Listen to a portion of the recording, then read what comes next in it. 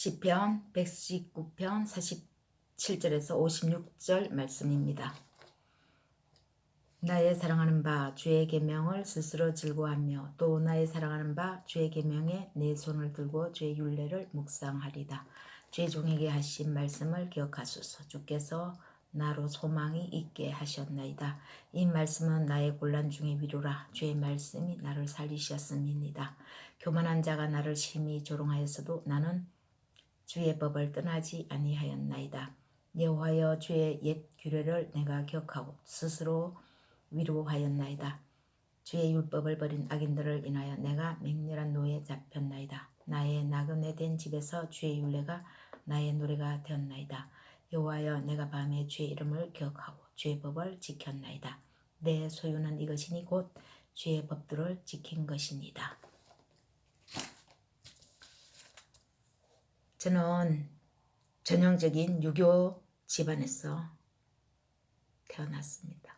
저희 아버지는 전형적인 성비 스타일이었어요. 일할 줄 모르고 일에 별로 관심이 없고 그냥 책만 읽는 그런 분. 덕분에 저희 어머니가 거의 일을 다 하셨습니다. 그리고 우리는 덜에 주로 밭일, 논일, 일에 동원되는, 노동에 동원되는 날이 엄청 많았습니다. 하루는 일요일이었는데 또 일을 하러 가자는 것입니다. 근데 그 다음날이 중간고사 시험이었습니다. 그래서 공부해야 된다고 안 가겠다고 그러는데도 막무가내 끌고 나가는 것이었습니다. 끌려 나갔죠. 책 한 권을 가지고 갔습니다. 영어 참고서. 쟁기와 소가 한 몸이 되어 소가 밭을 갈면 아버지는 소를 운전하고 저는 그 뒤에서 파헤쳐진 밭에서 돌멩이를 골라내는 일이었습니다. 돌멩이가 별로 없을 때는 옷 속에 감춰뒀던 영어 참고서를 꺼내서 단어 몇 개 외우고 집어넣고 단어 몇 개 외우고 집어넣고 그랬습니다. 학생의 주된 업무는 공부잖아요. 그런데 진짜 떡은 공부인데 떡 부스러기인 일을 더 많이 한 거죠. 그런 아버지를 많이 미워했습니다. 저 아버지가 돌아가셔야 내가 공부를 할 수 있겠구나. 그렇게까지 생각했으니까요. 그런데 그 아버지를 나중에 너무너무 사랑하고 그 아버지를 그리워하게 되었습니다. 예수님을 만나고 나서 그 아버지가 제게 남겨준 것이 많은 것 같습니다. 묵묵히 사랑하는 사랑을 남겨주셨고 또 사람을 얻으면 끝까지 웬만하면 배신하지 않는 그 신의를 주셨고 덕분에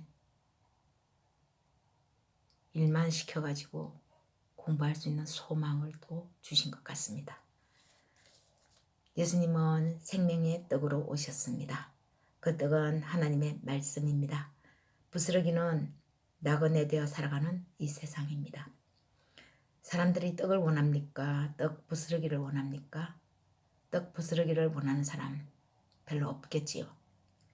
그런데 대부분 사람들은 떡 부스러기를 찾아서 가지고 갑니다. 떡인 줄 아는 거죠.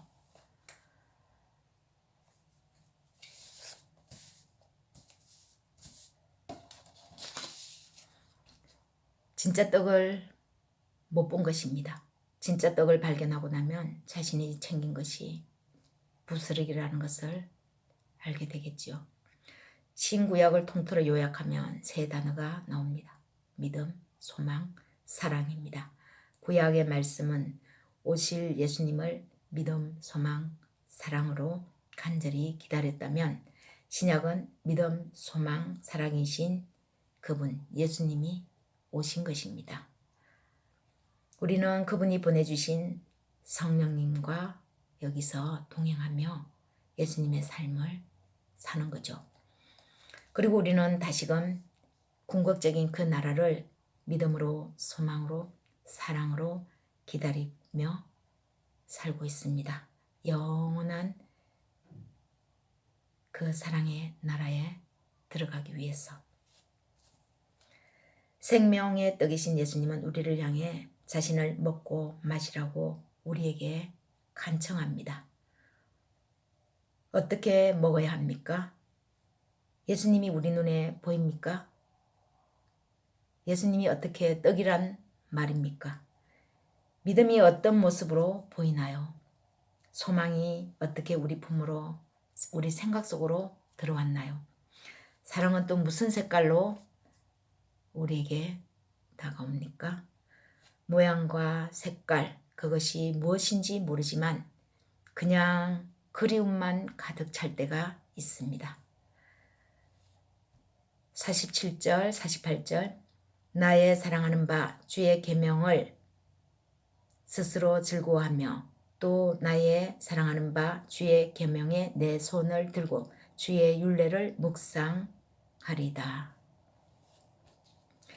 다윗은 아무도 없는 곳, 혼자만 남겨진 그곳에 그리움이, 외로움이 친구가 되어 찾아올 때 말씀으로 주님과 만났다고 합니다.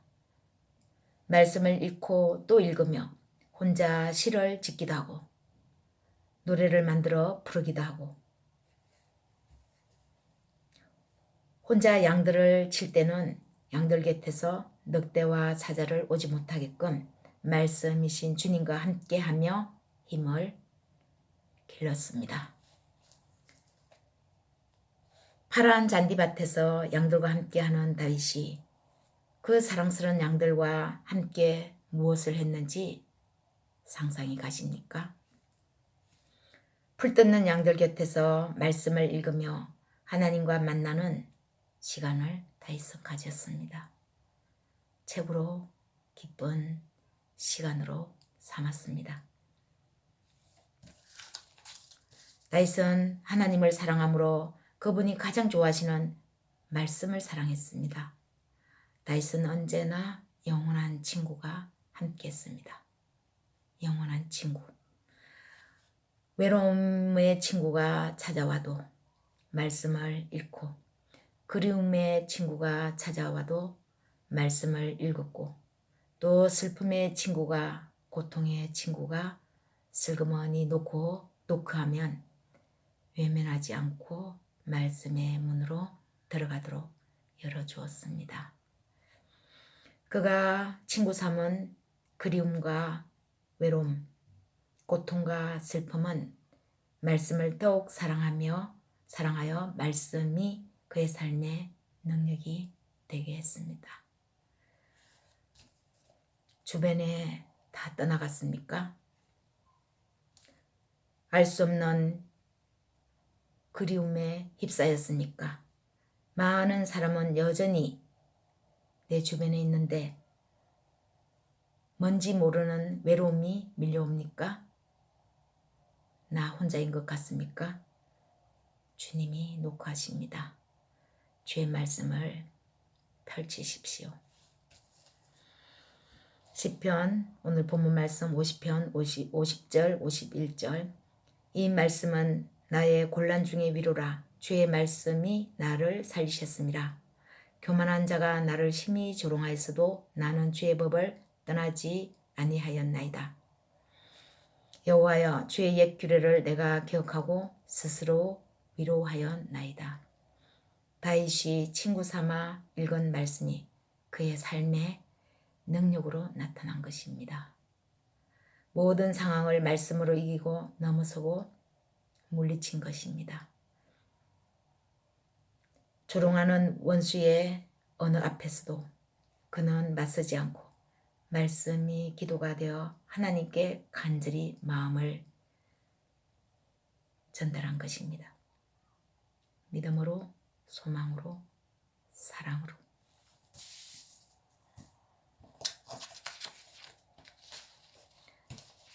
다윗은 이미 자신의 후손이신 예수 그리스도를 보았습니다. 만났습니다. 믿음으로, 소망으로, 사랑으로. 그래서 유일하게 구약의 어떤 선지자나 왕들이 감히 쓸 수 없는 언어를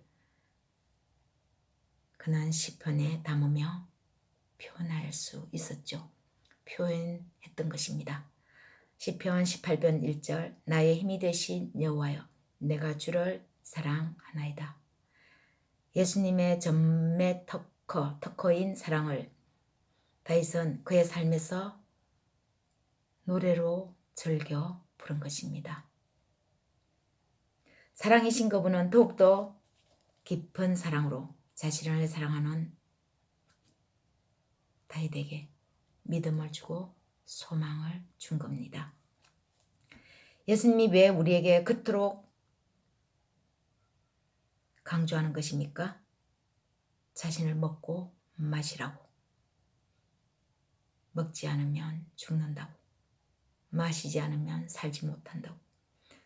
말씀은 곧 힘입니다. 능력입니다.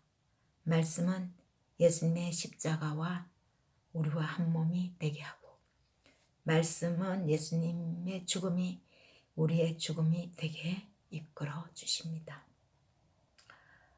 그리고 그의 부활은 우리를 하늘의 의로 나그네 된 세상에서 끄리낌 없이 앞으로 전진하는 힘을 주십니다. 말씀은 곧 예수님의 삶의 모든 것, 그의 생각, 사상, 삶의 현장 모두를 따라가게 하는 힘을 주시고 결국 우리와 한 몸으로 동행하게 하십니다. 말씀은 소망이 없던 사람을 소망이 생기게 하며 소망을 잃어버린 사람에게는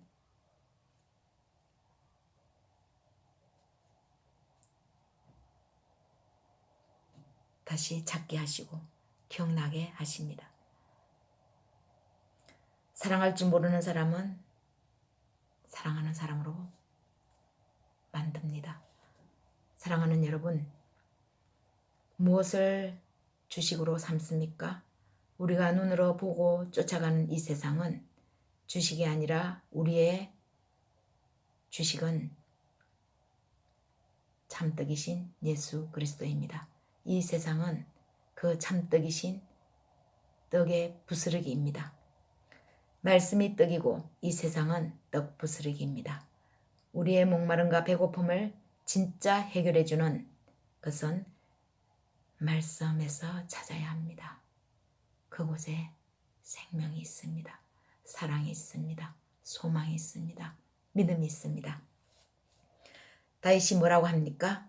나그네 된 집에서 주의 율례가 노래가 되었다고 합니다. 이 세상은 영원한 본향 가는 그 길에 잠시 들렸다 쉬어가는 곳입니다. 그러나 그 쉬는 동안도 하나님의 말씀을 노래로 삼지 않으면 우리는 한순간 사나운 맹수에게 물려 평안할 수가 없습니다. 또 마음은 순간적으로 떡 부스러기에 마음을 두게 됩니다.